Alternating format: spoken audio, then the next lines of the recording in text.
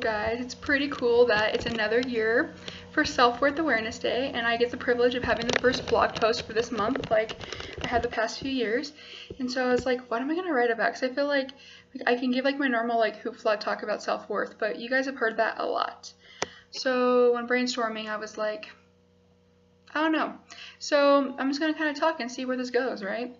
So when thinking about self-worth in this past year, so from last year's campaign to this year's campaign, I feel like I've had my own struggles this year.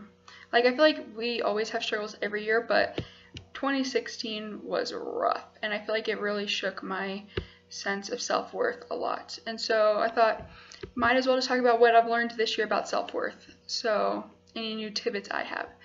So the first one is your self-worth doesn't depend upon what your friends or those who you thought were your friends think of you. That's something I still have to think about a lot, and something I still struggle with.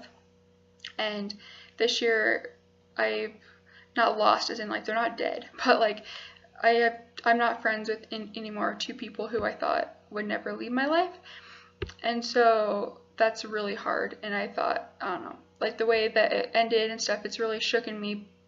But it doesn't mean I'm a bad person, and if that's happened to you and you lose friends, it doesn't mean that you're a bad person. It just wasn't meant to be, and it shouldn't reflect on how you feel about yourself. So that's one tidbit I learned this year. The next is you don't have to look awesome to show that you have self-worth. Like this past school year, oh my goodness guys, it's been literally like straight from the underworld itself. So much homework, and I'm not getting much sleep and all my other responsibilities, and so I never did this any of my previous years, but I literally just like get up, roll out of bed, and go to class. I just put my hair in a ponytail that normally looks worse than this one, and I don't have makeup on, and I just go. And so that was very out of character for me, and I struggled with it because I didn't want people thinking that I didn't know how to take care of myself. But I know that I can know how to take care of myself, and if anything, I know where my priorities are, and I know that my priorities are at school, and that I need to get those things done. So there's that. So I learned that just because you may not have time to put yourself together every day doesn't mean that that also affects your self-worth. I think this is one I have struggled with too, is the ability to love doesn't affect your self-worth.